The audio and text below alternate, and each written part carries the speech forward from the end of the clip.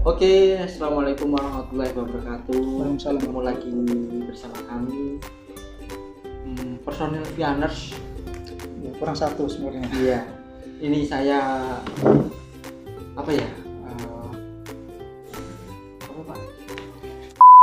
Dulu ya ini pengalaman pribadi lah pernah saya lalui Pengalaman ketika skripsian. ya skripsian. Skripsian ya, teman-teman saya pernah dialami. Mungkin mahasiswa-mahasiswa yang akan memulai skripsi pasti punya pertanyaan ini. Iya. Terkadang Bingung. Terkadang pembimbing juga belum apa ya, Pas. belum totalitas gitu loh Pak. Biasanya kan kalau bimbingan banyak gitu Pak. Ini judulnya bukan ini, masuknya bukan ke sini Pak. Nah itu kan jadi pertanyaan buat kita lah. Pengaruh implementasi, analisis, hubungan. Nah itu katanya wah ini enggak termasuk dalam metode ini. Nah, Menggunakan analisis ini. ya analisis apa, gitu. uji apa, kuantitatif atau kualitatif kan gitu, bingung Pak. Mungkin Bapak OKG bisa memberikan khotimah ceramah Tausiah dan mauidhah hasanah. ya sedikit. Iya. Oke, ya gini. Tapi ini kita fokuskan di kuantitatif saja ya. Iya. Karena kalau kualitatif mungkin sudah banyak referensi ya, banyak yang menguasai. Kita fokus di kuantitatif saja. Jadi ya. judul-judul yang nyerempet kuantitatif gitu. Iya, judul ini nanti menggunakan uji statistik apa sih untuk menjadi hipotesisnya gitu. Oke. Baik, tapi saya mulai sedikit saja ya. Karena ini sudah jam 11 malam ya. Jam 12 saya harus mimpin pengajian masalahnya. Enggak apa-apa ya sedikit-sedikit. Yang penting biar Mas Akbar dan teman-teman mahasiswa di seluruh dunia, di seluruh kutub utara, kutub selatan bisa memahami. Tidak, saya punya impian mahasiswa itu akrab dengan kuantitatif ya, karena bagi saya kuantitatif statistik itu merupakan salah satu ilmu tauhid ya. Ketika Anda ahli dalam menggunakan ilmu ini, kemudian dikombinasikan dengan ilmu agama, jadi ada integrasi antara ayat kauniyah dan qauliyah. Insya Allah perpaduan ini insya Allah dapat membuat kita lebih bisa melihat wujud dari Allah Subhanahu wa taala. Ya. Jadi jangan beranggapan statistik itu hanya ilmu angka tidak. Kalau kita ahli memadukan dengan agama, dengan Al-Qur'an, kemudian kita mentadaburi masalah-masalah dengan dua ilmu ini, insya Allah itu bisa lebih mendekat kita atas keberadaan Allah Subhanahu wa taala. Impaknya otomatis ya positif karena dapat meningkatkan iman dan takwa kita. Oh, Allah benar-benar ada, real. The God is real. Ya begitu. Oke, langsung saja begini. Di dalam penelitian kuantitatif ya, kita sebut standar saja ya. Kita ilmu sosial saja, bukan ilmu yang terlalu eksak, tidak. Dalam ilmu sosial, contoh pendidikan ya, atau kesehatan atau yang lainnya ya. Baik mahasiswa S1, S2 atau S3 mungkin hanya 3 macam uji statistik yang perlu diketahui ya. Yang pertama itu uji komparasi, uji beda ya. Kemudian uji korelasi, uji hubungan.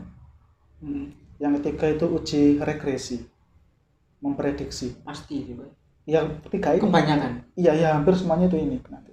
Kalau multivariate itu nanti kalau sudah menjadi expertise, kalau sudah menjadi seorang ahli mungkin multivariate, analisis faktor. Tapi ketika dalam masih masa-masa studi S1, S2, S3 yang kalian perlu tahu itu hanya 3 macam uji ini. Uji komparasi, uji korelasi, dan uji regresi. Ini 3 ini tidak cuma 3 atau ini. Nanti ada macam-macamnya lagi. Anak-anak ya Pak. Ada anak, ada cucu, dan ada buyut-buyutnya ya. Oke, yang pertama kita kupas mengenai uji komparasi ya. Ini hanya saya tunjukkan macam-macamnya dulu. Nanti yang lebih detail nanti mungkin ada di episode selanjutnya. Sekalian teori metodologi penelitiannya, mapnya plus tutorial praktik menggunakan SPSS. Oh, siap. Oke. Yang pertama uji komparasi atau uji beda. Ya, uji beda itu pada prinsipnya membedakan. Ya, uji komparasi, uji beda itu kalau dalam ranah statistik parametrik, ingat ya, statistik parametrik, statistik yang sudah mempunyai alat ukuran tepat itu ada dua macam lah yang perlu kalian tahu, yaitu uji t-test dan ANOVA atau analysis of variance. Uji t-test dan ANOVA itu termasuk dalam uji beda dalam ranah statistik parametrik. Ya. Artinya apa? Artinya harus didahului oleh uji prasyarat analisis. Jadi tidak bisa ketika kalian sudah punya data skor variabelnya X dan Y-nya sudah ada skornya kemudian langsung diuji hipotesis, tidak bisa. Itu harus ada uji prasyarat analisis. Harus terpenuhi itu uji prasyaratnya itu. Seperti apa, Pak? Seperti uji normalitas, homogenitas dan lain-lain itu harus terpenuhi. Ya, oke. Saya hanya bahas sedikit saja, mukadimah saja. Uji t-test itu juga ada dua.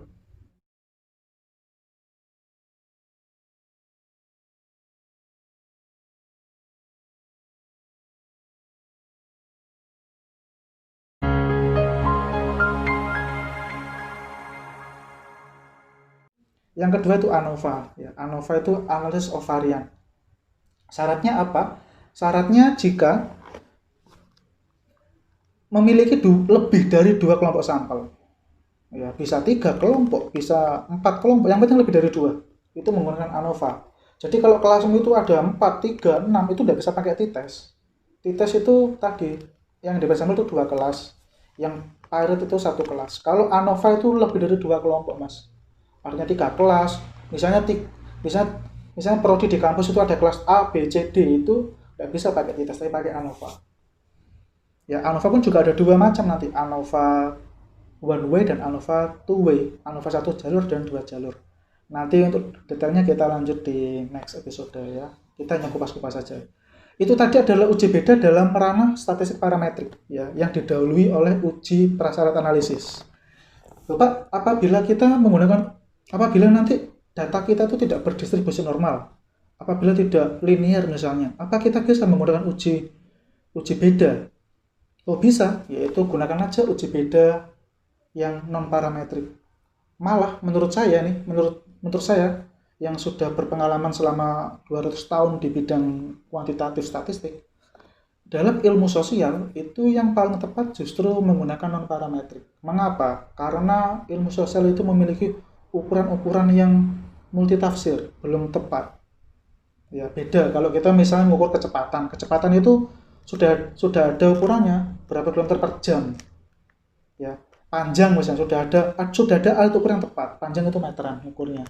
Tapi kalau asal belajar minat, apa ada alat ukur yang tepat untuk mengukur minat? Contoh seperti ini saat ini Mas Akbar ini. Mas Akbar tinggi badannya bisa kita ukur pakai meteran. Ya. Itu kalau meteran berarti masuk di parametrik. Tapi kalau kita saksikan misalnya kita lihat mengenai tingkat fokus Mas Akbar dalam menikmati video ini, ada yang tahu berapa tingkat minat, tingkat fokusnya dia? Kan tidak ada tahu. Nah, itu menggunakan statistik non parametrik. Bahkan saya ulang lagi, dalam ilmu sosial itu lebih tepat menggunakan statistik non parametrik. Jadi kita tidak perlu menggunakan uji prasyarat, tidak perlu. Itu adalah statement pribadi saya ya. Statement pribadi yang sudah saya uji secara empiris selama experience saya di lapangan. Ya. Pak, kita tahu dari mana antara parametrik dan non parametrik itu tadi? Karakteristik variabelmu atau karakteristik variabel diikuti oleh alat ukurnya. Ya, oke. Yang pertama, uji beda non parametrik yang 2 kelompok tadi. Yang 2 kelompok ada 2. Kalau tadi yang di parametrik ada t-test independent sample, kalau di non parametrik itu yang 2 kelompok itu menggunakan uji Mann-Whitney test. Teorinya sama persis dengan t-test independent sample. Cuma ini tanpa prasyarat. Yang satu kelas yang before after tadi. Kalau di parametrik itu ada uji t-test sampel berpasangan, paired sample. Kalau di non parametrik ada namanya uji Wilcoxon test ya. Tesis saya dulu menggunakan uji Wilcoxon. Kamu uji apa dulu? Uji nyali ya? Uji kesabaran. Uji kesabaran. Sabar ya. Oke. Itu tadi adalah uji. Nah, kalau yang lebih dari dua kelompok, kalau di parametrik tadi adalah ANOVA, kalau di non parametrik itu ada namanya uji Kruskal-Wallis test. Oke, lanjut ke uji korelasi, uji hubungan ya. Uji hubungan kalau yang parametrik itu ada uji product moment yang paling terkenal ya, product moment. Mengapa kok paling terkenal uji product moment? Karena uji product moment itu juga digunakan ketika dalam uji validitas. Gimana, brother? Yes. Oke. Jadi kalau skalanya interval rasio, uji hubungan menggunakan uji product moment atau uji Pearson ya. Tapi kalau skalanya nominal, pengen uji korelasi menggunakan uji apa? Uji poin biserial. Itu kalau skala nominal.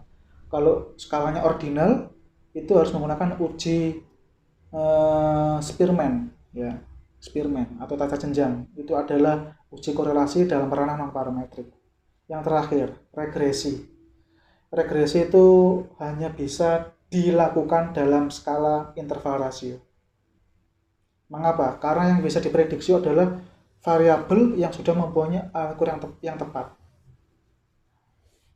Contoh, uang sakunya sekian, memprediksi IP-nya berapa itu bisa. Jadi Mas Akbar ketika kuliah dulu, uang sakunya itu tiap bulan itu rata-rata sekian. Maka di semester 2 ingin diprediksi dapat IP berapa sih nanti dengan uang saku segitu, itu bisa diprediksi nanti. IP, indeks prestasi dalam kuliah. Atau gini, kalau uang sakunya 1 juta per bulan, IP-nya itu 3,50, digunakan prediksi regresi. Berarti kalau ingin menaikkan IP menjadi 4,50 misalnya, maka berapa uang saku yang ditingkatkan, itu bisa pakai regresi. Jadi regresi itu adalah alat untuk memprediksi, predictable.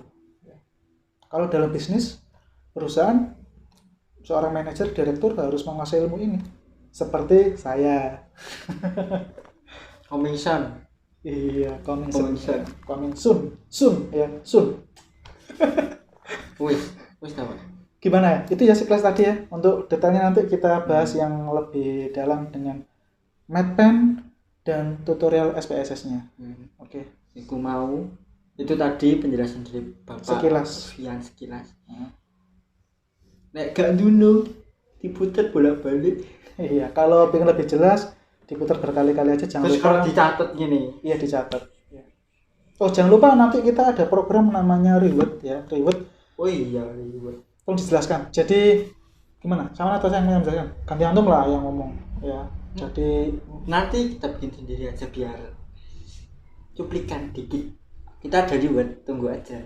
Loh, iya, maksudnya diberi bocoran Rewardnya tuh syaratnya gimana sih biar sekalian untuk menutup. Gampang, syaratnya Reward itu menonton, like, share, subscribe yang belum, terus meringkas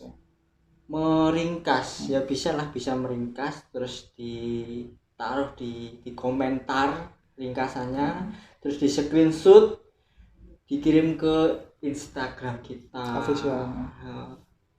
Nanti kita undi, kita random ya Pak? Iya random biar fair. Oke, kita random, tidak ada nepotisme. Bagi 3 pemenang beruntung akan mendapatkan pulsa sebesar ya antara 50.000 1.000 ya, itu antara itulah ya, untuk apa, buat internetnya ya, bisa menikmati konten-konten kita di channel buat reward. Nah kan sedikit kayak di kelas gitu, kalau murid-muridnya udah jenuh gini, ayo bapak punya minimal kita membantu di kuotanya dulu. Nanti kok jangan lupa ada doorpress juga nanti. Iya. Doorpressnya enggak main-main loh ya. Jadi ini reward loh ya, bukan giveaway. Bukan doorpress juga. Doorpressnya nanti jangan khawatir. Gimana ya. Itu saja ya. Semoga bermanfaat dan jangan capek mempelajari ilmu kuantitatif statistik. Sampai ketemu dengan kesempatan. Bye bye. Salam semangat riset dan untuk mewujudkan 1000 scientist for Indonesia. Oke, bye bye. Assalamualaikum.